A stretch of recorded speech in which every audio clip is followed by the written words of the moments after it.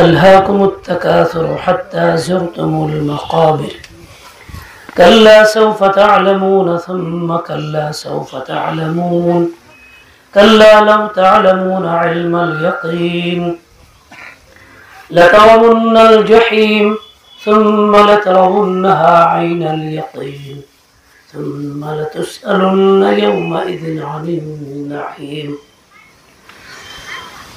وقال رسول الله صلى الله عليه وسلم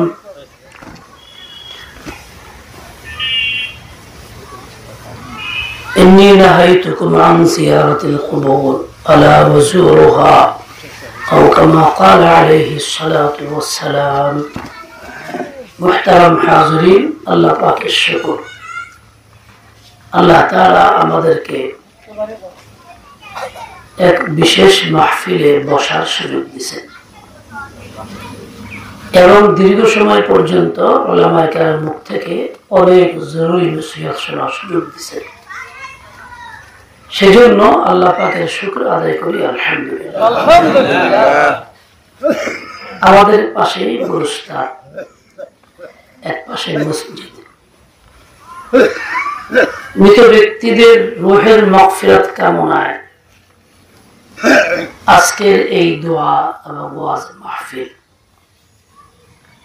এজন্যই আপনারা এখানে আসছেন আমার প্রত্যেকেই এমন যে আমাদের অনেক আপনজন দুনিয়া থেকে চলে গেছেন কেউ এখানে কেউ আরেক জায়গাতে শুয়ে আছে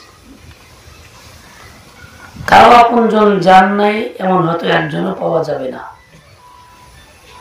আর সকলেই এটা মনে মনে বিশ্বাস তারা যেমন গেছেন শুধু তারাই গেছেন এমনটি নয় বরং আমরাও যাব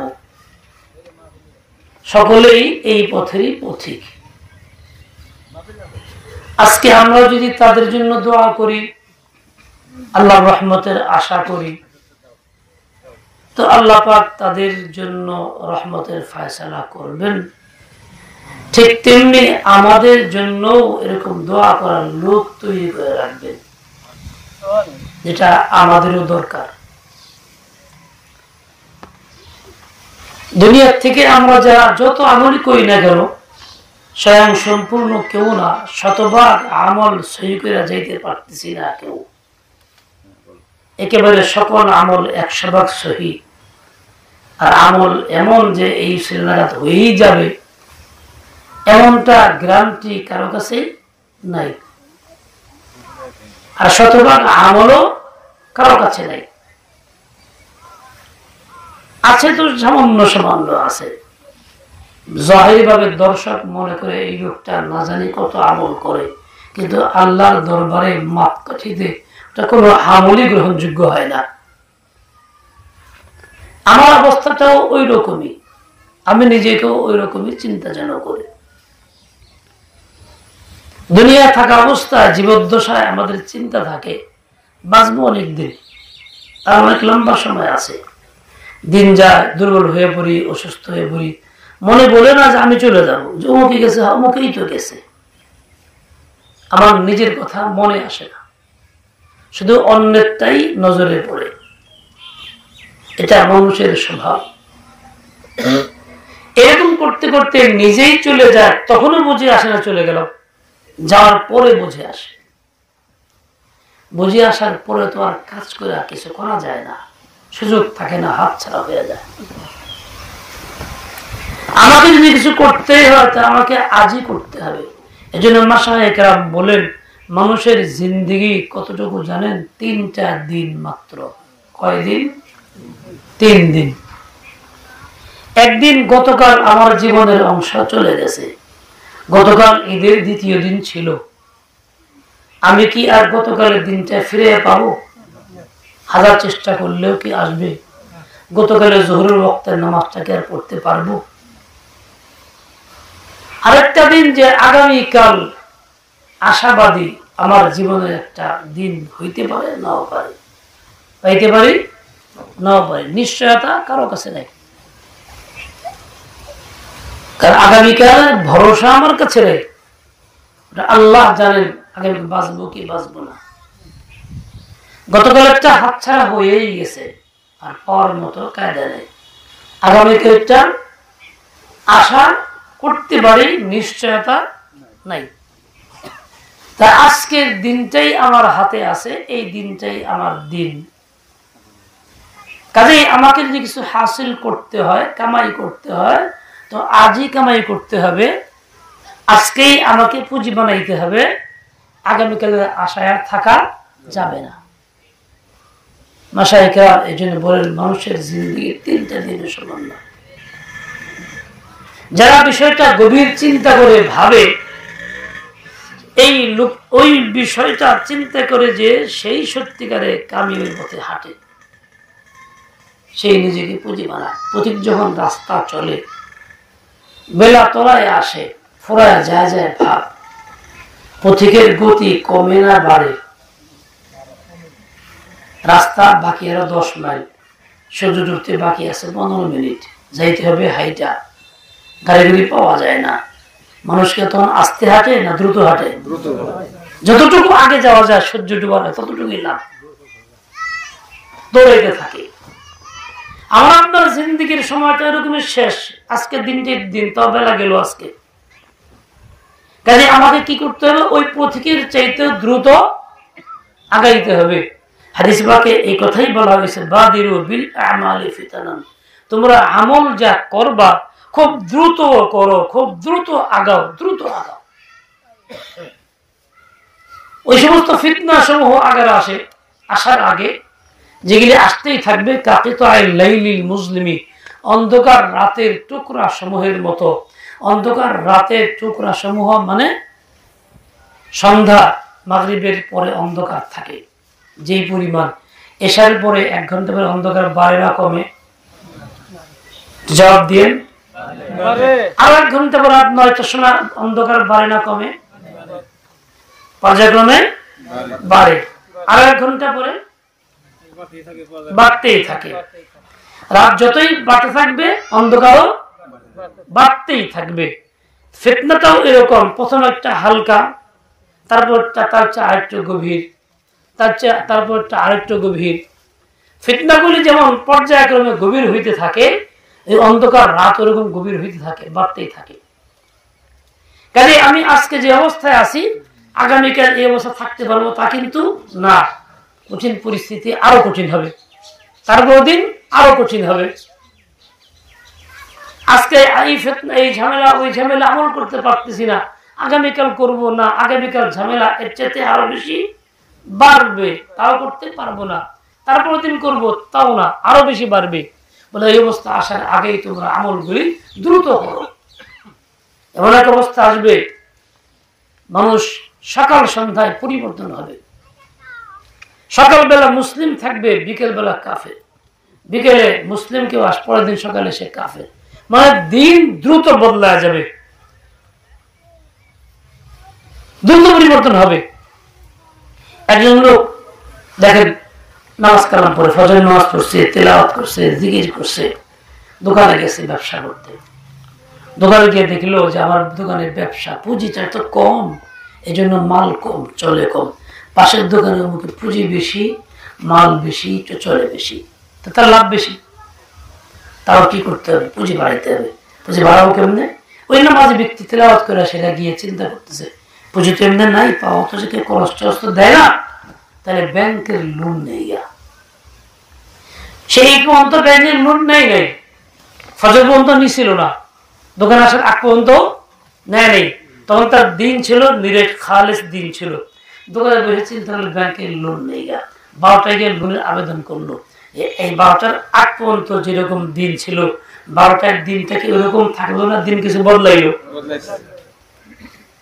তো দিনটাকে হালাল থাকলো, সহি থাকলো না হারাম দিয়ে গেল? ইমান থেকে কুফরের দিকে আগে বললো। এরকমই আরেক বেলা আরেকটা জঘন্য হবে। এইভাবে সে বদলায় যাবে, দেখা যাবে সকালবেলা মুসলমান, বিকেলে কাফের। ভালো মানুষ সব ঠিকঠাক আছে, সবার সাথে সম্পর্ক ভালো, সামাজিক কাজও করে, নামাজ কালাম করে, সব ঠিকঠাক। হঠাৎ বিকেল বেলা একজনের দাওয়াতের পেটে গেছে, হিজবুত তাওহীদকে দাওয়াত দিছে, বিশ্বাস করছে ওইটাই তার কাছে ভালো লাগে। সকালে ছিল খাঁটি উম্মতের মুহাম্মাদি, বিকেলে পন্দির অনুসারী, কিংবা তারপরের দিন হয়েছে কাদিয়ানী। এতে কি দিন বাড়লো না কমলো? দিন কমে গেল, ধর্ম শেষ, ইসলাম থেকে কুফরের দিকে আগায় গেল। হাদিসে বলা হয়েছে ইয়াবিউ দীনাহু বিআরাদিন মিনাদ দুনিয়া, দুনিয়ার সামান্য কিছুর বিনিময়ে দিন বেঁচে ফেলবে, দিন থাকবে না, সামান্য বিনিময়ে দিন বেঁচে ফেলবে। এই জন্য সকালে মুমিন বিকেলে কাফের, মানে খুব দ্রুত দিনের পরিবর্তন আসবে। ওই অবস্থা আসার আগেই তুমি আমল করো, যাতে ইমান আমল নিয়ে সহি সালামতে তুমি কবরে যেতে পারো। আর তা না হয় তাহলে ইমান আমল নিয়ে যেতে পারবো না, সবটাই বৃথা যাবে। আমার ভাই, আজকে যিনি চলে গেছেন, যে অবস্থায় যাক, বদ আমল নিয়ে যাক আর ভালো আমল নিয়ে যাক, তার পরিবর্তন নাই, এক অবস্থায় গেছে তো গেছেই। নাকি কম আছে তো কমই আছে, বাড়িতে পারবো না। আমার জীবনে এখন যে অবস্থায় আছি, হায়াত থাকার কারণে পরিবর্তন হইতে পারে, যে মারা গেছে পরিবর্তন হবে না। সে যদি অল্প আমল নিয়ে থাকে, অল্প আমল নিয়ে ওইটাই থাকবে, ইমান নিয়ে থাকলে ইমান নিয়েই থাকবে, ওই ইমানটার পরিবর্তনের সম্ভাবনা আর নাই। কিন্তু আমার জীবদ্দশায় ইমান নিয়ে থাকার সম্ভাবনা যেমন আছে, ঠিক ইমান থেকে বিচ্যুতি হওয়ার সম্ভাবনা তো তেমনই আছে। এই জন্য তার চেয়ে সতর্ক বেশি থাকতে আমাকে, ভয় বেশি করতে হবে আমাকে। এই যে রাসূল আকরাম সাল্লাল্লাহু আলাইহি ওয়াসাল্লাম শিখিয়েছেন, এই দোয়া করছেন, উম্মতকেও শিখিয়েছেন, ইয়া মুকাল্লিবাল কুলুব সাব্বিত কলবি আলা দীনিকা, হে অন্তর পরিবর্তনকারী, আমার অন্তরকে না বদলাইয়া আপনার দ্বীনের উপরে অটল রাখার ব্যবস্থা করেন। ইয়া মুকাল্লিবাল কুলুব সাব্বিত কলবি আলা দীনিকা, আমার তো নিশ্চয়তা নাই, গ্যারান্টি নাই, থাকতে পারবো কি না পারবো, দুর্বলতা আছে, কমজোরি আছে, আপনি আমাকে দয়া করে রাখেন। প্রত্যেক মানুষেরই কর্তব্য হলো আল্লাহর কাছে এই দোয়া করা, ইমানের উপরে অটল থাকার চেষ্টা করে যাওয়া এবং দোয়া করতে থাকা। কেননা আশঙ্কা আছে, ফিতনা আছে, হইতে পারে পরিবর্তন আসতে পারে, দিন চলে যেতে পারে, দিনের জায়গায় বদদিনী আসতে পারে, ইমানের জায়গায় কুফর আসতে পারে। আল্লাহ না করুক, ওরকম আইসা গেলে তো সবই চলে গেল, খতম হয়ে গেল। আর যে চলে গেছে দুনিয়ার থেকে, যে আমলে নিয়ে যাক ওই অবস্থায় আছে, তার পরিবর্তন নাই, উন্নতিও নাই, অবনতিও নাই। তার আমলকেও চুরি করে নিয়েও যাবে না, আবার সে নতুন করে কাফেরও হবে না, আবার সে বাড়বেও না কিছু। দুনিয়া থাকা অবস্থায় আমল চুরি করার সুযোগ আছে, শয়তান নিয়ে যাবে, সে তো বেদিন হয়ে যেতে পারে। এখন মৃত ব্যক্তির চাইতে জীবিত ব্যক্তির ভয় কম না বেশি? আশঙ্কা কম না বেশি? বেশি, ভয়টাও বেশি। কাজে আমাকে ওই চলতে হবে, এমন না যে আমি খুব ভালো আছি, নিরাপদে আছি, কোনো অসুবিধা নেই, আমি তো তাদের জন্য আসছি, আমার তো ইনশাল্লাহ ঠিক আছে, এরকম বলার সুযোগ আর নাই। বরং তাদের উপকারের জন্য যেমন আসলাম, ঠিক আমার উপকারের জন্য বেশি আসছি, আমার কল্যাণটা দরকার বেশি। আমি যদি আমার উপকার কল্যাণ করতে পারি, তাহলে আমার ইমান ঠিক থাকলে ওদের জন্য দোয়া করলে কাজে আসবে, আর আমার ইমান ঠিক না থাকলে ওদের দোয়া করলে কাজে আসবে না। ভাই দেখেন, আমাদের দেশে একটা ধারণা আছে মানুষের, ধারণা কি, মরে গেলে আমার মসজিদের পাশে কবর দিও, কবর শুয়ে শুয়ে আজান শুনবো, এই ভিডিও করবো না কেউ, এই ছেলে, এরকম ভাবে আমার হেফজখানার পাশে কবর দিও, সে কোরআন শুনবো। আচ্ছা বলেন তো, কোরআন শোনার হুকুম দিয়েছেন আল্লাহ কাকে? মৃত ব্যক্তি কিনা জীবিতকে? জুড়ে বলেন। আজান শোনার হুকুম দিয়েছেন কাকে? মৃতকে না জীবিতকে? আজান কেন দেওয়া হয়? মৃতকে একত্র করার জন্য, নামাজ পড়ার জন্য, না জীবিতদেরকে একত্র করে নামাজ পড়ার জন্য? তাহলে আজান শোনার দায়িত্ব জীবিত ব্যক্তির, মৃত ব্যক্তির না।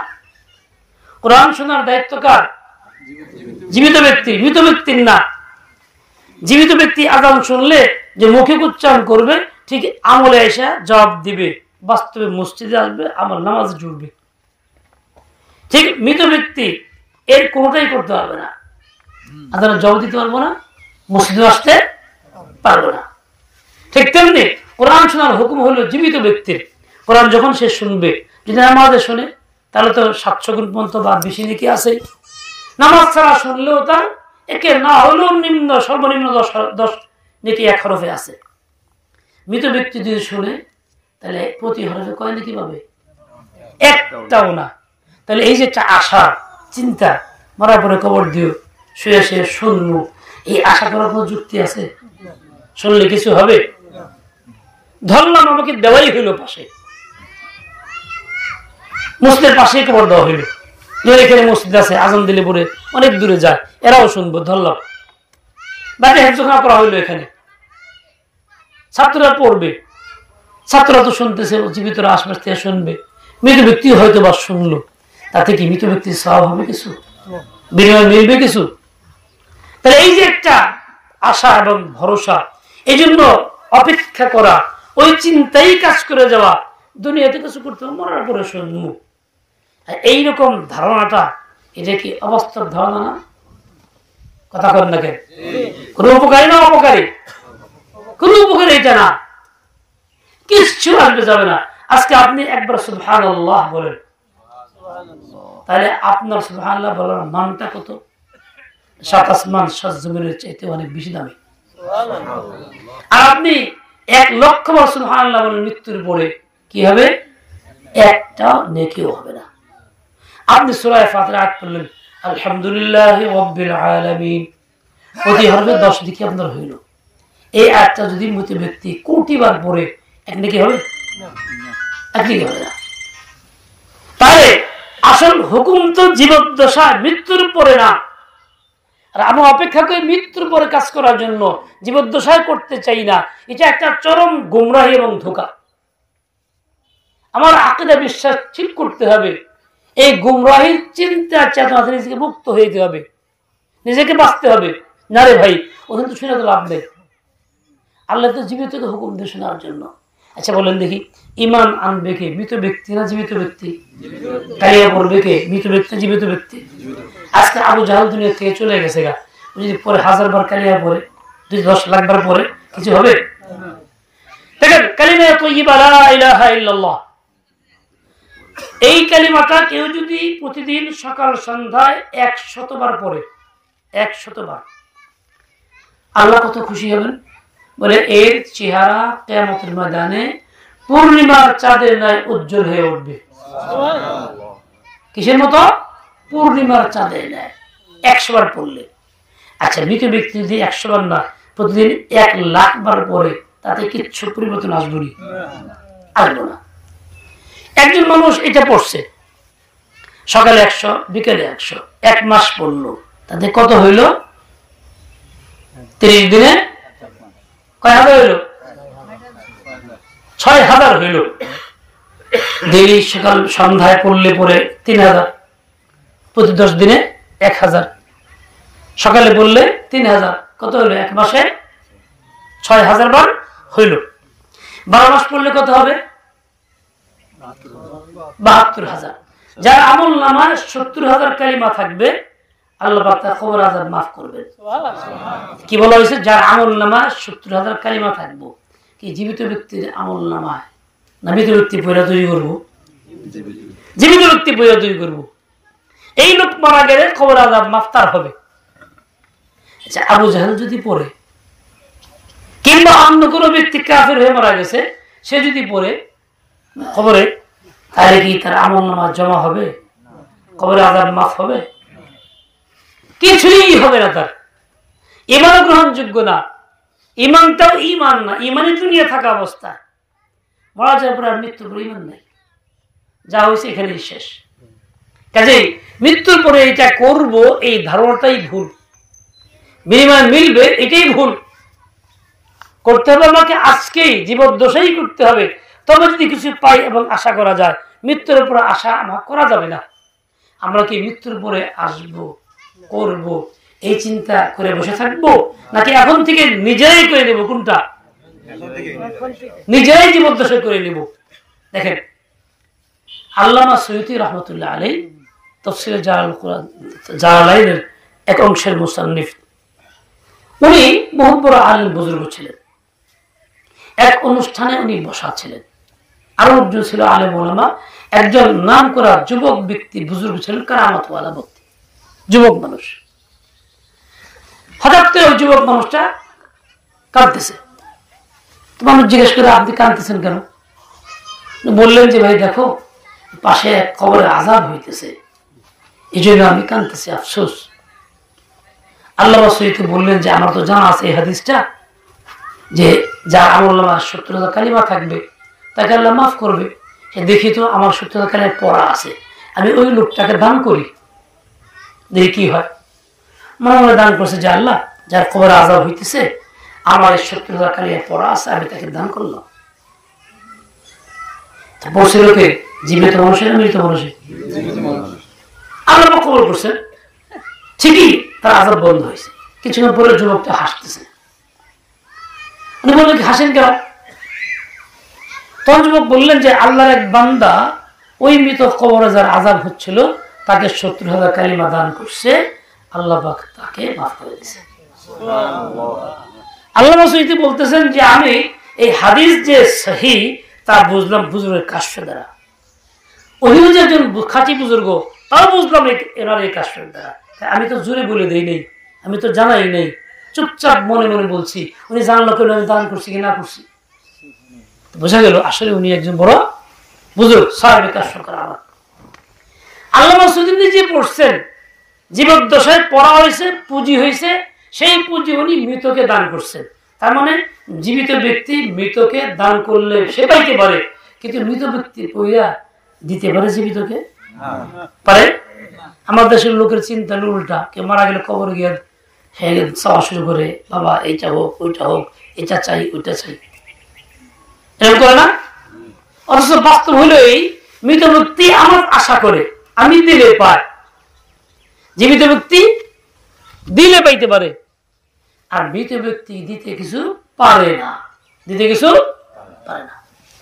অনেকদিন আগে ছোট সময় ছাত্র ছিলাম, তো তখন ঢাকাতে বৃহস্পতিবারে হাইকোর্ট মাজারে এই যে খবর আছে, হাইকোর্টের আছে না খবর একটা মাজার আছে, অনেক তামসা হয়। তখন করলো দেখে গে, চল দেখে কিরকম, দেখতে গেছি। শীতের দিন ছিল, চাদর গায়ে ছিল, তো গেছি বলে জুতা নেবার দেবো না, জুতা অনেক দূর থেকে খুলতে হবে, বাইরে রেখে আসতে হবে, জুতা নিব যে করেই হোক। তো বাজার কয়েকজন দিয়েছে, জুতা খুলে কি বললাম, বগল ধরে লইলাম, যা তাও নিয়েই যান, যেমন হোক নিয়ে গেছি। দেখলাম কি অবস্থা, কি হইতেছে। বেরিয়েছি, একটা গাড়ি থামলো পাশে এসে, এক যুবতী মহিলা এসে মাঝের দরজা এখন ধুইয়া, বাবা আমার ভাই বিষ খাইছে জান না মরে, কল দেখি আমার ভাই বিষ খাই যান না মরে। কার কাছে কইতেছে? বাবার কাছে। কাকে? মৃত ব্যক্তি না জীবিত ব্যক্তি? মৃত, সে তো নিজেই মরে গেছে, ওর তো খবর নাই, ও কেমনে আরেকজনকে বাঁচাইব? এই যে একটা ধ্যান ধারণা, আকীদা, বিশ্বাস, যেটা ইসলাম না, ইসলাম পরিপন্থী, এটা ইসলাম না। একজন মুসলমান কেমনে বলতে পারে কথা? বাস্তব হলো এটা, সে যদি আল্লাহর কাছে বলতো যে আল্লাহ আমার ভাই বিষ খাইছে, হায়াতের মালিক তুমি, মৌতের মালিক তুমি, তুমি ইচ্ছা করলে বদলাইতে পারো, তুমি হায়াত দিয়ে দাও, তাহলে সম্ভব ছিল এটা, আল্লাহ মঞ্জুর করলে হইতে পারতো। যার কাছে গেছে সে কি কোনোদিন পারবে? ইচ্ছা করলেও তো।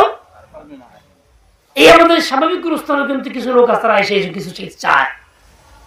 ও ভাই, মৃত ব্যক্তির কাছে কোনো চার অনুমতি আছে, চাওয়াটা যুক্তিসঙ্গত, দেখলাম নেহাত বেওকুফি ছাড়ার কিছু না। ওর নিজেই তো কিছু না, ও দিবে থেকে। আমার ভাই, এই যে আমরা আসছি, আমরা বিশ্বাস করি এরা কিছু দিতে পারতেছে না, আমরা দিলে পাবে, তাই অনুষ্ঠান করতেছি, তাই দোয়া করবো, তা বলি নাকি, যেটা আমার দোয়া তার কাছে পৌঁছে, আল্লাহ তাদের মাফ করে দেন। এই যে আমরা খবর জিয়াদ করতে আসি, মৃত ব্যক্তির খবর, তরিকাটা কি, কিভাবে করবো? হাদিসে পাকে আসছে, আপনি যখন যাবেন কবর জিয়ারতের জন্য সালাম দিবেন, আসসালামু আলাইকুম ইয়া আহলাল কুবুর, সবাই জানে। একটু শব্দ বেশ কম আরো আছে হাদিসের মধ্যে, দারা কওমিল মুমিনিন বা আনতুম সালাফুনা ওয়া নাহনু লাকুম তাবা ওয়া ইন্না ইনশাআল্লাহু বিকুম লাহিকুন। আর একটা লম্বা দোয়াও আছে, যে যতটুকু পারেন পড়লেন। মূল সালাম আসসালামু আলাইকুম ইয়া আহলাল কুবুর দিলেন, ইয়ে কি করবেন? মৃত ব্যক্তির মুখের দিকে দাঁড়াবেন, মুখটা কোন দিকে? কিবলার দিকে না, কিবলার দিকে, তার কাছে আপনি তার দিকে ফিরে, মানে কিবলা পিছন দিক দিয়ে দাঁড়াইলে পরে তার মুখের দিকে আপনার মুখ হবে, দাঁড়াবেন। দাঁড়াবেন কোথায়? কতটুকু দূরে? বলে ওই মৃত ব্যক্তির সাথে আপনার সম্পর্কটা কেমন ছিল দুনিয়াতে? খুব বেশি মাখামাখি, ভালোবাসা এরকম হয়ে তাহলে কাছে গিয়ে দাঁড়াইবেন। আর মাখামাখি খুব বেশি না, শ্রদ্ধার সম্পর্ক ছিল, দূরত্ব বজায় রাখতেন দুনিয়াতে, ওই হিসাবে একটু দূরে দাঁড়াবেন, সম্পর্ক হিসাবে দূরত্ব বা কাছে দাঁড়াবেন। ওখানে দাঁড়ায় সেরা আপনি কি করবেন? আপনার কাজটা কি? দরুদ শরীফ পড়বেন 11 বার, যে কোনো দরুদ পড়তে পারেন, পড়েন। তারপরে কাজ কি? সূরা ফাতিহা পড়বেন। তারপরে কাজ কি? সূরা ইখলাস, কুল হুয়াল্লাহ পড়বেন। কতবার? 11 বার। এটা সহজ ব্যাপার। এরপরে কি করবেন? আলহাকুমুত তাকাসুর, যা আমি শুরুতে পড়ছি এখানে, ওই সূরাটা পড়বেন। এরপরে আবার দরুদ শরীফ 11 বার। হাদিসে পাকে আসছে এই আমলটা করার পরে কেউ যদি বলে যে আল্লাহ যা কিছু পড়লাম এই সবটা সমস্ত মৃত ব্যক্তিকে দান করলাম, সোজা কথা আরবিতে এরকম, আল্লাহুম্মা ইন্নী জাআলতু সাওয়াবা মা ক্বরাতু মিন কালামিকা লিআহলিল মাকাবির মিনাল মুসলিমিন। তাহলে সমস্ত মৃত মুসলমানকে আল্লাহ তাআলা আপনার এই পাঠ করার সবকিছু সব পরিপূর্ণ দেবেন। এমন না যে একটা সবটাকে ভাঙ্গা ভাগ করবেন, তা না, সবাইকেই এই পরিমাণে দিবেন। পড়ছেন আপনি একা, নিয়ত করছেন ব্যাপক সবার জন্য, আল্লাহর রহমতটা ব্যাপক হয়, এই জন্য আপনি একা পড়লেও সকলের জন্য একই পরিমাণ সব থাকবে। আচ্ছা হইল, এবার আপনি যে পড়লেন আপনার বিনিময় কি? আপনার বিনিময় দুইটা। একটা হলো এই যে আপনার নিজের পরকালের কথা মনে হবে, আরেকটা হলো এই সমস্ত মৃত ব্যক্তি যাদের জন্য নিয়ত করলেন সবাই আপনার জন্য সুপারিশ করবে, কিয়ামতের মধ্যে বলবে যে আল্লাহ এই লোকটা আমাদেরকে সবটা দিছিল, তুমি এদের মাফ করে দাও। আপনি 100 কোটি লোকের লিয়ে দোয়া করলেন, আপনি পাইবেন 100 কোটি লোকের দোয়া, সুপারিশ। লাভ বেশি আপনার না ওদের? লাভ বেশি কার? পড়ে দিচ্ছেন আপনি, আপনার পড়ার কারণে কিছু সে পাবে, তবুও লাভ টাকার বেশি আপনারই বেশি। তাহলে আসলে আমল তো জীবিত মানুষের আমল, মৃত ব্যক্তির আমল না। আপনি 100 কোটি লোককে দিলেন সামান্য কয়েকটা 3টা সূরা বইরা মাত্র, আর আপনার আমল নামা জমা হইল এরকম কয়েকশো কোটি সূরা সব, নাকি? লাভ বেশি কার হইল? আপনার হইল। জীবিত দশায় যে ব্যক্তি আমল করে তারটাই আসলে লাভ। কাজে আমি যদি করি লাভ আমার হবে, থাকবে আমার, দোয়া করি লাভ আমার হবে, ফায়দা আমার হবে। কাজে আমি আসছি আমার জন্য, আমার উপকারের জন্য, কল্যাণ আমার, পুঁজি আমার হবে, আমি আমার স্বার্থেই করতেছি, এটা আমার কাজ। দেখেন হাদিসে পাকের মধ্যে আসছে মৃত ব্যক্তি যখন দুনিয়া থেকে চলে যায় এতটা অসহায় হয়, একজন মানুষ সমুদ্রে পড়ে গেলে সাঁতার জানে না, এই অবস্থায় লোকটা যে অসহায় হয় তার চাইতে অনেক বেশি অসহায় হয়ে পড়ে। ওই লোকটা যে সাঁতার জানে না, যা পাবে তাই ধরতে যাবে, কলা গাছ পাইলেও ধরতে চাবে, একটা পাটখড়ি ভাসলেও ধরতে যাবে, কারণ তার কোনো উপায় নাই। মৃত ব্যক্তি এরকমই, যে যা দিবে তাই সে নিবে, তাই সে নিবে, তাই সে নিবে। আমরা মৃত ব্যক্তির জন্য কিছু আশা করি, কিন্তু সেই আশাটাও আবার বাস্তব পদক্ষেপ হয় না। কিরকম?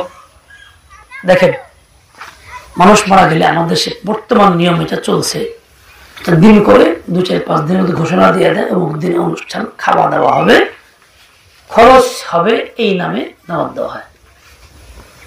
আজকাল এটা হইতে হইতে বেশি উন্নতি হয়ে গেছে। কিরকম?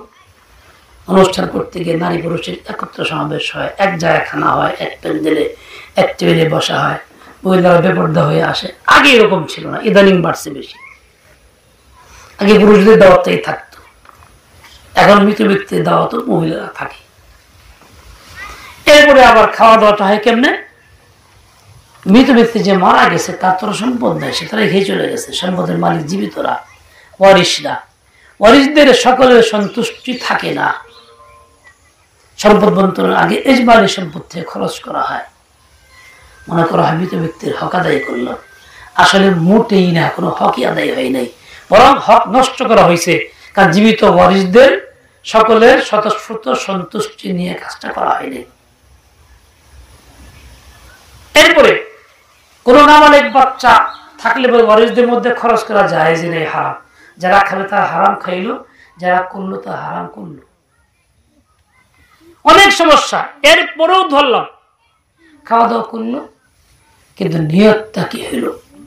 আমার এখানে এক লোক মারা গেছে, খুব প্রভাবশালী চেয়ারম্যান ছিল, প্রভাবশালী লোক ছিল, নামাজ-কালাম পড়তো, মানুষ নাম ডাকের ছিল, তার মারা গেছে। তার এক ভাইস্তে আসলো আমার কাছে, জিজ্ঞেস করলাম, খোঁজখবর দিলাম, বললো যে বাজেট করছি 55 মণ গোশত, 4000 লোকের দাওয়াত, আর অনেক কিছু বললো চললো। বলে এত রকম খরচ টরচ, এত আয়োজন, মানুষের সবাই কি হয়, আমরা তার যা খাম না, জীবন করে আমরা খেয়ে গেছে, তার যা আমরা খাম না, জীবন ভরা সে আমরা খেয়ে গেছে, তার যা খাম না। কেন করতেছে? নিয়তটা কি? সবাইকে খাওয়াই দেবো, সবার দা খাইছে সেই জন্য। এই যে কি মৃত ব্যক্তির উপকারের নিয়ত হইল, নাকি মানুষ পূজা হইল, মানুষের মন রক্ষা হইল? যে কাজগুলি এরকম মানুষের মন রক্ষার জন্য হয়, আল্লাহর জন্য হয় না, সেটা সব মৃত ব্যক্তি পায় না। এরকম নিয়ত থাকলে মৃত ব্যক্তি পাবে? পাবে না। আমরা তো করি, আবেগ থাকে, পয়সা খরচ করি, অনুষ্ঠান করি, লোকজনকে দাওয়াত দিয়ে দেই, খাওয়াই, হালাল হারামের তারতম্য থাকে না। আর যারা খায় তারাও খায়, চায়, বলে এটা ভালো হয় নাই, ওটা ভালো হয় নাই, এই সমস্যা হয়েছে, ওই সমস্যা হয়েছে, তারা বদনাম করতে করতে যায়, গাইতে গাইতে যায়, এই সমস্যা হয়েছে, তা খাইয়ে তারা সন্তুষ্ট কি হলো? এমন লোকের খাবার দ্বারা ফায়দাটা কি হলো? এই আমি কাজগুলি করতেছি, এটা আসলে মৃত ব্যক্তির কল্যাণে না। কল্যাণটা কি হবে তাহলে? 4টা তরিকা আছে, ভালো করে বুঝে নেন। 4 তরিকা আপনি কাজ করতে পারলে কিছুটা হবে। তার 4 তরিকা কি? 1 নম্বর, সবসময়ের জন্য বেশি উপকারী, সেটা হলো মানুষ মারা গেলে তার জন্য আপনার ব্যক্তিগত হালাল ইনকাম থেকে সামর্থ্য অনুযায়ী আপনি দান করবেন। ইজমালি সম্পত্তি না, ওয়ারিসদের সম্পদ না। কোন একজন ওয়ারিস সে ভিন্ন টাকা পয়সা কামাই করে, সেই করলো। ওয়ারিস নাই হোক, আজকে আমার দাদা দুনিয়াতে নাই, আমি এখন নাতি আছি, কাজকর্ম করি, 2 উপার্জন করি, আমি আমার দাদার জন্য দিতে থাকলাম, প্রকাশ্যে বলা দরকার নেই কি জন্য দিলাম। যে কেউ চাইছে 100 টাকা দিয়ে দিতেছি, নিয়তটাকে মনে মনে দাদার জন্য দিয়ে দিলাম। ওই যে গ্রহীতা সেও জানে না, অন্য কেউ জানবে না, বড় অঙ্ক জরুরি না, 10 টাকাই দিলাম, সেটা রানিং দান, নিয়মিত সদকা। এটা যদি আপনি করতে থাকেন, যে কোনো ব্যক্তির জন্য, মৃত ব্যক্তির জন্য, ওয়ারিস বা যে কোনো আত্মীয় আপনজন যে কেউ করুক, অনাত্মীয় করুক, তবু এই রানিং দানের দ্বারা মৃত ব্যক্তির উপকার সবচেয়ে বেশি হবে, এটা তার কল্যাণকর বেশি। কিন্তু আমরা এই কাজ কম করি, আনুষ্ঠানিক করি, লোকজন দাওয়াত দিই, একসঙ্গে 2-5 খরচ করে খাওয়া ফেলে, যেটা নিয়মিত করা দরকার ওইটা করি না। কথা ঠিক কিনা? বুঝে বলেন, কথা ঠিক কিনা? তাহলে এখানে আমরা নিয়মিত কাজ করতেছি না, আশা করতেছি ভালো, কিন্তু পদ্ধতি ভালো না, তরিকাটা কিনা ভালো না। দ্বিতীয় কাজ কি? দ্বিতীয় কাজ হলো এটা, যে লোকটা মারা গেছে, এই লোকের জন্য আপনি ইচ্ছা করলে কোন দৈহিক আমল করতে পারেন। কিরকম? দুরূদ শরীফ পড়ছেন 100 বার, চলো এই দুরূদ শরীফ সবটা অমুক ব্যক্তিকে, দাদাকে, দাদিকে দিয়ে দিলাম, বা 2 রাকাত নফল নামাজ পড়ছেন, সব যা তুমি দিলে আমার অমুককে দিয়ে দিলাম, নিয়ত করলেন।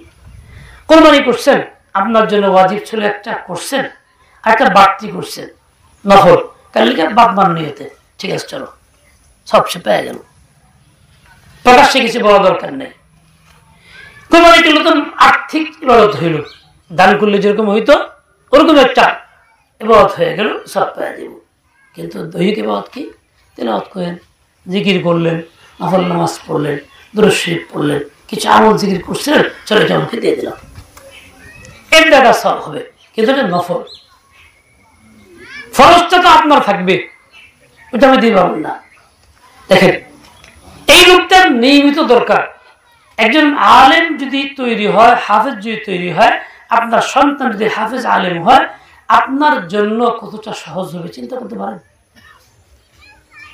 হাকিম ইসলাম কায়েতি ইসলাম রহমতুল্লাহ আলী বললেন, আমি যখন আমার আব্বা যখন ইন্তেকাল করলেন, কায়েতি ইসলাম মানে হাকিমুল ইসলাম, উনি হচ্ছেন দারুল উলুম দেওবন্দের 60 বছরেরও বেশি কালের মুহতামিম। বাংলাদেশে খুব বড় বড় আলেমদের উস্তাদ, নাম করা ব্যক্তি, অনেক কিতাবাদি ওনার আছে। বলে আমার আব্বা আমাকে ডাকলেন মৃত্যুর সময়, যাকে বললেন কি, বাবারে তোমাকে আলেম বানাইছি, হাফেজ বানাইছি, আলেম বানাইছি তোমার স্বার্থে, হাফেজ বানাইছি আমার স্বার্থে। বলে কেমনে? বলে আমি হাফেজ বানাইছি এই জন্য তুমি আমাকে প্রতিদিন তেলাওয়াত করে আমাকে দিবা। আরো বললেন আমার আব্বা, মানে ওনার দাদার কথা বললেন, আমার আব্বা যখন দুনিয়াতে চলে যায় আমাকে বলছিলেন যে তোমাকে হাফেজ বানাইছি আমার জন্য, আলেম বানাইছি তোমার জন্য, তুমি আমাকে প্রতিদিন তেলাওয়াত করে দান করবা। বা আমি তো জীবদ্দশায় আমার বাবার জন্য প্রতিদিন 3 পারা তেলাওয়াত করছি, দিছি, আব্বার কথা রাখছি।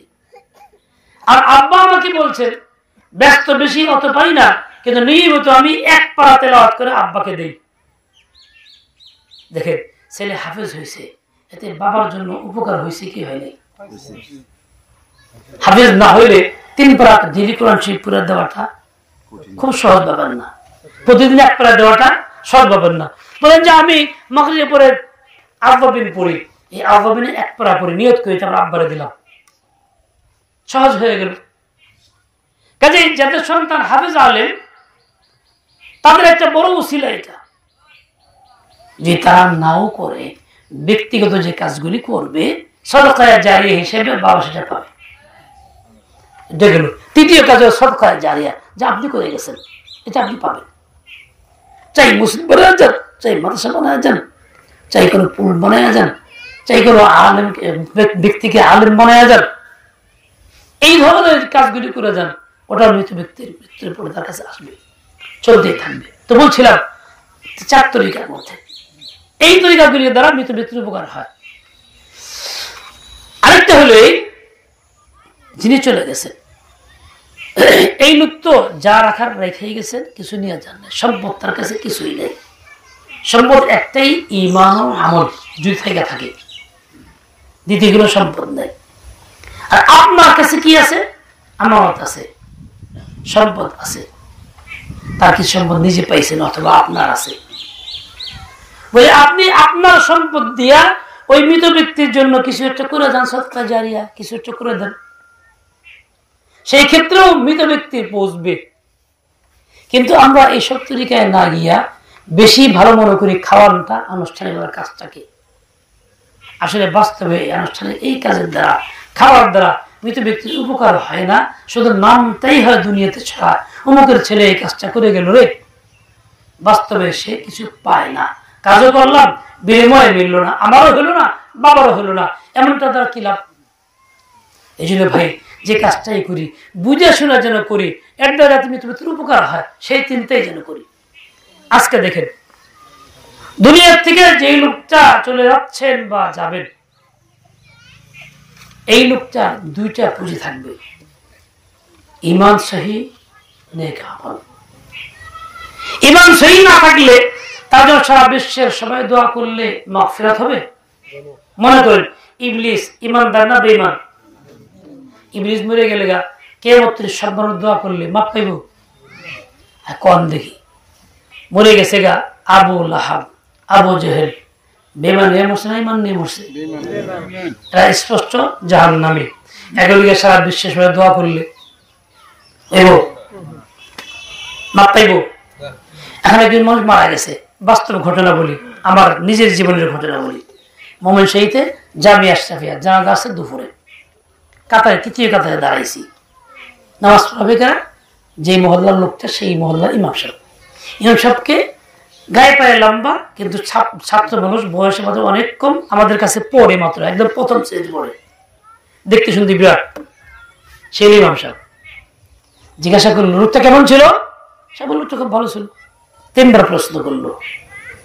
আমার সাথে এক লোক দাঁড়ায় রয়েছে, তার নাম মানুষ বলতো আনসারি সাহেব বলতো। এই লোকটা প্রথম জীবনে ডাকাত ছিল, খারাপ লাইনে ছিল, আল্লাহর ইচ্ছা এখন জিন্দিগি বদলে একজন সুন্নতি সবকিছু, কিন্তু সাহস খুব। আমার হুজুর একটা কথা কই শুনবেন, সব মিশা কথা কয়, সব মিথ্যু, এই কাতারে দ্বারা কইতেছে। আসলে তো কো এই কথা কয় কি ওই লোক আসলে বেনামাজি, বদমাস, মদখোর, আমি ওই চিনি, ভালো ছিল না। আমাকে থাক, আস্তে আস্তে করো, আর ভুল বুঝাবাজি, মানুষের গন্ডগোল লাগবো, ফিতনা কিছু কইেন না। না কয় কেমন লাগে, সত্য কথা কই, ও নামাজ পড়ে নাই জীবনে, ও মদ খোর ছিল। আরো জোর করে কয়, আমি বললাম বিপদে। কাতারের ব্যক্তিই কয় খুব ভালো আছিল, উনি কি কয় খারাপ আছিল। আসলে উনি কইতেছে বাস্তবটা, বাকি যারা কয় তারা কি কইতেছে না বুঝে না, মিথ্যা কইতেছে, অবাস্তব কইতেছে। তারা বুঝে, উল্টা বুঝা কইতেছে। তারা জানে এই লোকটা বেনামাজি জীবন ভরা, এখন ভালো কইতেছে কিনলে গে, যদি এই ছেলে আল্লাহ তাদের পার করে দেয়, মানে আল্লাহ তো কিছু বুঝে না, আল্লাহর এলেমে নাই, অজানা সব সুখের আড়ালে এলে ভালো করে আল্লাহ ভালো মনে মুখ গ্রহণ করে নিব। বুঝেন না এই কথা? একজন লোক দেখে না, শুনে না, জানে না, তারা কইলে মুখে খুব ভালো আসলো, আসলে খারাপ। ভালো ভালো সে হ্যাঁ ঠিকই তো ভালো, কেউ মুখে কইলে ভালো। আল্লাহ কি এরকম নাকি? আল্লাহ কি দেখে না? আমি কিরকম দেখে না? কথা বলেন না কেন? বিশ্বাস নেই আল্লাহ দেখে না? জানেন আমার সম্পর্ক? আমি আসলে পাজি, ব্যক্তি মিলা ভালো, আল্লাহকে মেনে নেব? আল্লাহ তো জানে আমি পাজি। এই যে একটা শয়তানের ধোঁকা, এটা আরেকটা শয়তানের চক্রান্ত। কিরকম বলে, এই সময় যাও তো রহমতের দোয়া আল্লাহ কাছে করা পারতা, এটাও বাদ হয়ে গেল। কিনলে দোয়ার আগ মুহূর্তে সবাই মিথ্যা সাক্ষী দিল, লোকটা ভালো আছিল কইয়া। মিথ্যা সাক্ষী দিলে মুখটা কি হয়ে গেল? নাপাক হয়ে গেল। আল্লাহ মাফিলি হাইয়িনা মাইয়িতিনা, আল্লাহ মাফ করো, যা কিছু কইবা নাপাক মুখে কইবা, তবে তো করলাই না তুমি, তোমার এই দোয়াটাও কি হলো না? কবুল হলো না। শয়তান এই লোকটাকে বঞ্চিত করার জন্য তোমাদের সবাইকে মিথ্যা বলায় ছাড়লো এই মুহূর্তে। তোমরা তো কইলা ভালো নিয়তে কইছি, ভালো নিয়তে কইলে কি হয়েছে? আসলে ভালো হয় নাই, কাজ হয়েছে খারাপ। নিয়ত ভালো করলে সবকিছু ভালো হয় না। বুঝাইতে পারলাম কিনা? দোয়া করবেন যে সময় আল্লাহরে মাফ করে দেন, ঠিক দোয়ার মুহূর্তে মিথ্যা কথা বলার কারণে দোয়া কবুল হবে কি হবে না? মিথ্যা বলার কারণে দোয়া কবুল হবে না, কারণ মিথ্যা বলা একটা গুনাহ। গুনাহ করে দোয়া করলে কি হয় না? কবুল হয় না। গুনাহ ছেড়ে দিয়ে তওবা করে দোয়া করা লাগে, তাহলে কবুল হয়। শয়তান ওই মুহূর্তে মিথ্যা বলাইয়া আমার দোয়া কবুল না হওয়ার ওসিলা করলো, ওই লোকটাকে বঞ্চিত করাইলো। বাহ্যিক দেখলাম কাজ তো সুন্দর, সওয়াল করছে জবাব দিলাম, ভালো কইলাম, আশা করলাম ভালো, কিন্তু বাস্তবে ভালো না। আল্লাহ জানেন আমি মিথ্যা কথা বলতেছি, কাজে আমি দোয়াটা করব সেটাও হারাইলাম। ওই লোকটাও বঞ্চিত হয়ে গেল। শয়তান এত চক্রান্তবাজ, আমার এই শেষ মুহূর্তের কাজটাকে নষ্ট করে দেয়। আমার উচিত ছিল না এই কথা বলা। তাহলে কি করুন? জিজ্ঞাসা করছে কেউ ভালো কি মন্দ, চুপ থাকে। বলেন না আল্লাহ ভালো জানে। কি বলেন? আল্লাহ ভালো জানে ভালো কি মন্দ, সে আমি জানি। একজন লোকের 24 ঘন্টা জিন্দিগির সাথে আমি থাকি, তা আমি কেমনি জানেন ভালো না মন্দ? কে জানে? তো বললো আল্লাহ ভালো জানে। তো মিথ্যা তো বলা হলো না, বেঁচে তো গেলেন কমাস কম, সবাই তো মিথ্যা বললো না। এই যে প্রশ্ন করে মিথ্যা বলানো হইতেছে, এই মিথ্যা বলার পরে এই লোকটা যে বলল ভালো ছিল, এই লোকটা তো তওবা করে না, অপরাধ করছে না মনে করে না, ভালোই কইছি, অপরাধ মনে করতেছে না। একটা মিথ্যা কথা বইলে সেটাকে অপরাধ মনে না করা কত বড় অন্যায়, ঈমান না থাকার প্রশ্ন। এই অন্যায় আমি করতেছি, আমরা করানো হইতেছে। অথচ আশা কি? রহমতের ভীতি, দোয়া করলাম তার লেগে এই আশা। ও ভাই, আশা করলেই শুধু হয় না, এর বাস্তবতা লাগে। আমরা এরকম ভুলের মধ্যে জড়ায় আছি, পড়ে আছি। আল্লাহ আমাদের সবাইকে হেদায়েত দেন, সহি বুঝ দিয়ে দেন, সকল কাজগুলি সহিত করার তৌফিক নসিব করেন, কাউকে মাহরুম না করেন। আমার ভাই, তো মৃত ব্যক্তির জন্য আমার কাজ হলো এটা, এইভাবে দোয়া করা। আর কি? মৃত ব্যক্তির মাফের শর্ত হলো ঈমান আমল নিয়ে যাওয়া। ঈমান তো সহি না থাকে, সারা বিশ্বের সবাই দোয়া করলেও লাভ হবে না, ভালো বললেও কিছু আসবে যাবে না। কাজে এমন আশা করা যাবে না আমি তো যেমনি চলি, এলাকার লোক আমাকে ভালো বলে দিবে, ছেলেরা খতম পড়ায় দিবে, খানা খাওয়া দোয়া করায় দিবে, কাজে পার পাওয়া যাবো গা, এই আশা করেন না। আপনার ইমান সহি না থাকলে সারা বিশ্বের সব মানুষ মিলে খাইয়া দোয়া করলেও কিচ্ছু হবে না। আগে আপনার নিজের পুঁজি করতে হবে, আপনার ইমান সহি করতে হবে। আমল সহি কি? দুই কাজ, আকীদা বিশ্বাস সহি, তার সাথে আমলটাও সুন্নত মোতাবেক, মনে যেরকম চায় সেরকম না, দেখা দেখি কোনো আমল না, রশ্মি কোনো আমল না। আল্লাহর নবী যেরকম করছেন সেরকম আমল যদি হয় তাহলে সহি, ওরকম না করলে ওই আমলটা কি না, গ্রহণযোগ্য বা সহি না। কাজে আপনাকে বুঝেই করতে হবে। কিরকম দেখেন, আপনি 5 ওয়াক্ত নামাজ পড়তেছেন, নামাজি মানুষ ভালো, আল্লাহ কবুল করুন। আপনার এই নামাজ পড়তেছেন কি অবস্থায়? ওযু সহি না, ওযু করতে জানেন না, নামাজ তো 5 ওয়াক্ত পড়লেন, নামাজ কি হবে? ওযু সহি না হইলে বাহ্যিক আমল হইতেছে নামাজ। আরেকটু আগে আপনি জানেন যে ওযু ছাড়া নামাজ হয় না, তাই ওযু করেন, বাড়িতে করে আসলে আবার মুসলিম আবার করেন। অনেকে এরকম করে, আইসি মুসলিম ওযুটা করে নিই ভালো করে। কিন্তু আরেকটা বিষয় আপনারা জানেন, কোরআন শুদ্ধ না পড়লে নামাজ হয় না। ওযু তো আপনি 2-3 বার করতেছেন, গোসল করার সময় একবার করছেন, বাইতে এই না একবার করতেছেন, কিন্তু আপনার কোরআন পড়া সহি না, আজীবন চলছে, 30 বছর 50 বছর, এটা একদিনও সহি করলেন না, চেষ্টাও করলেন না, যেরকম আছেন হেরে থাকলেন, নামাজ তো পড়তে আছে, নামাজ হইতেছে? হইতেছে না। কেন? এটা আমার কথা না, এটা কোরআন সুন্নাহর কথা, আল্লাহর আইন, হইতেছে না। আমি একদিন মসজিদের মাগরিবের সময় এক মসজিদে যাইতেছিলাম, মসজিদের কাছেই এক দোকানদার নামাজ পড়তেছে, দোকানদার সূরা ওয়াত-তিন পড়তেছে, নামাজ একলা নামাজ পড়তেছে, সূরা 3 পড়ে পড়ে জোরে জোরে পড়তেছে, ইল্লাল্লাযীনা আমানু ওয়া আমিলুস সালিহাতি ফালাহুম আজরুন, পড়তেছে ফালাহুম আজরুন আযীম। এটা বলল, আসলে ফালাহুম টান ছাড়া, ফালাহুম সহি তরিকা, এর অর্থ হলো যারা ঈমান আনলো, নেক আমল করলো, তাদের জন্য অনেক বড় বিনিময় রয়ে গেছে। যখন সে বললো ফালাহুম আজরুন আযীম, অর্থ হলো ঈমান আনলো, নেক আমল করলো, তার কপালে কিছুই নাই, তারা পুরা কপাই না। কি হয়ে গেল? এই যে ফালা টান দেওয়ার কারণে এত শুদ্ধ হইলো, সম্পূর্ণ উল্টা হয়ে গেল। সেই লোকটা নামাজ পড়তেছে ঠিকই, মনের আনন্দে, নামাজ হইতেছে? হইতেছে না। এই লোক যদি ফরজটা মসজিদে পড়তো, ইমাম সাহেব পড়া সহি ছিল, ইমাম সাহেব উসে তার দেওয়া হয়ে যেত, একলা পড়া তার দেওয়া না। এরকম ওযু 3 বার করেন, আপনার পড়া সহি না, আপনি সুন্নত পড়েন একা একা, পড়া সহি না, নফল পড়ছেন একা একা, পড়া সহি না, বেতের পড়েন একা সারা বছর, পড়া সহি না, তাহলে বেতেরও হয় না, সুন্নতও হয় না, নফলও হইতেছে না। আপনি তো আনন্দে পড়ে যাচ্ছেন, 3 বার ওযু করতেছেন, গুরুত্ব দিচ্ছেন, কোরআন সহি করতেছেন না, আপনার বাহ্যিক আমল নামাজ, কিন্তু আমলটা সুন্নত মোতাবেক না, শরীয়তের আইন অনুযায়ী না, এই আমল করার পরে আইন গ্রহণযোগ্য আমল না, এই আমল নিয়ে কবরে গেলে নাজাত নেই। বুঝতে পারলাম কিনা? তাহলে আপনাকে শুধু আফসোস করলে হবে না, খালি আশা করলে হবে না, কোরআন শুদ্ধ করে পড়া আমল করলে পরে আশা করলে হবে। বয়স পার হইতেছে, যাইতেছে, বুড়ো হয়ে যেতেছে, কিন্তু কোরআন পড়ার নাম নাই। বয়স্কদের ট্রেনিং ডাকলেও আসে না, সময় নেই, এইটা সেটা, মুক্ত লজ্জা, বাস নানান বাহানা চলতে আছে। এইভাবেই আমি ধোকায় পড়ে আছি। আমল